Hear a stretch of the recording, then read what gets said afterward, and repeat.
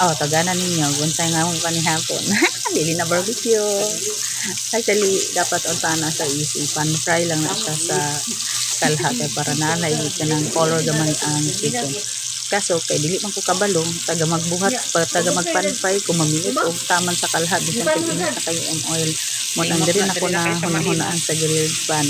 Sumo mo kay Anli.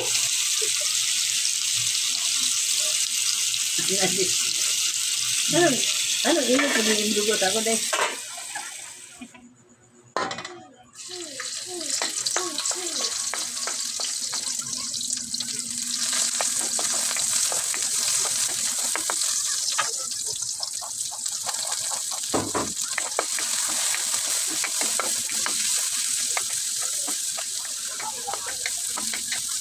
Paghulog na ako sa luya no, pag-isa na ako. Dili kinamantisan nga manok ako nasimutan kon dili pang iskabitsi nga baho. Antod na lang nga naluto ang baho sa akong giluto pero baho iskabitsi nga unta kinamatisan ng manok man ang akong giluto.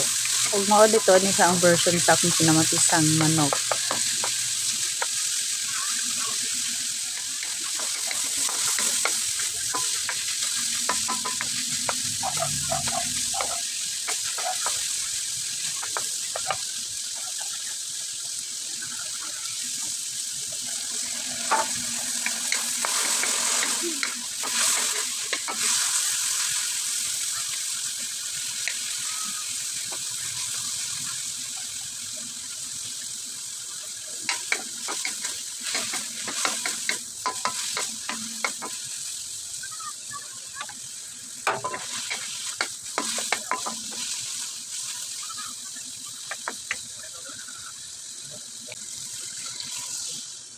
Ang among kinamatisan nga manok na daghan og sabaw mostly man gud sa akong kakakita is libil lang ang tubig sa manok.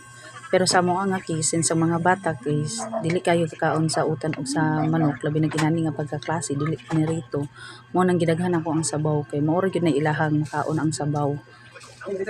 So daghan man tag makita nga mga recipe sa YouTube kasi YouTube ko raman po ni siya nakuha pero mo lagi nay a little touch kung unsay feeling nato needs sa family or muswak pagkaha sa atong kuan sa atong gikinahanglan atong pamilya kay para sa mga case nga ang sabaw ra jud ang kuan ang sabaw ra jud ang ginakuan sa mga bata mo na at least man lang nakakaon sila kanang sabaw nga nay utan gamay.